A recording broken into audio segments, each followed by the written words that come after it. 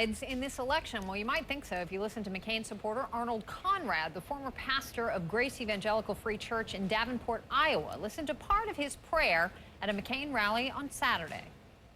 There are millions of people around this world praying to their God, whether it's Hindu, Buddha, Allah, that his opponent wins for a variety of reasons.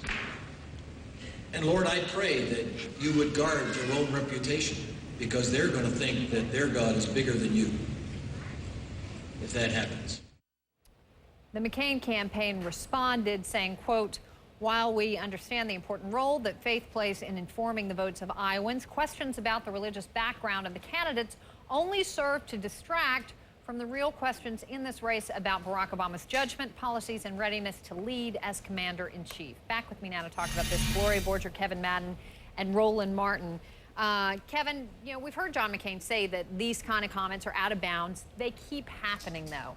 And how can McCain telegraph to his supporters that this isn't the kind of campaign he wants to run? Well, look, the hardest part of having folks out there saying these types of things is that they happen outside the official campaign structure, the official organization. And that's going to happen. And it always happens when surrogates or people doing introductions are offering their opinions and they're offering their analysis instead of being advocates. It's always going to happen. I would even go as far to predict that we're probably going to have 4 or 5 more episodes like this before Election Day. And at the end of the day, it doesn't matter. It's still about the candidates, their visions, their competing ideals for moving the country forward.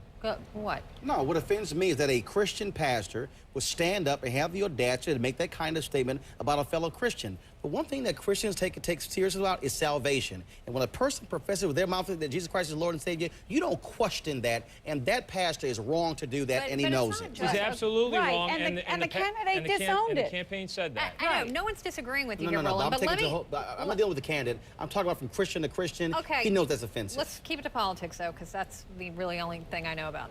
Let me ask you about this, though. This is over the weekend. Congressman John Lewis, an icon of the civil rights movement, he essentially compared McCain, or McCain's campaign, rather, to that of segregationist George Wallace. And he said, quote, "Senator McCain and Governor Palin are sowing the seeds of hatred and division. George Wallace never threw a bomb, he never fired a gun, but he created the climate and conditions that encourage vicious attacks against innocent Americans." Is that a fair comparison, Roland? The problem with the comparison is you're trying to link this whole issue of a racist. Now, he later tried to clarify it by saying that in terms of their language, because all of a sudden, when the comments come out, then you saw this different reaction from the panelists. That's the problem with it. It doesn't serve any particular purpose, but John Lewis sees the world through the prism of John Lewis, a guy with a metal plate in his head, because he was almost beaten to death. Gloria, what do you see is going on from both sides? And I got 10 seconds. You know, I think we're getting towards the end of the race, Campbell. And I think you've got overzealous supporters who are saying things they shouldn't be saying, and the candidates need to come out and disown the statements as quickly as they're made. Gloria, Kevin, Roland, thanks, guys. Appreciate it. We will see you again, I'm sure. That's it for us, everybody. Larry King Live starts right now.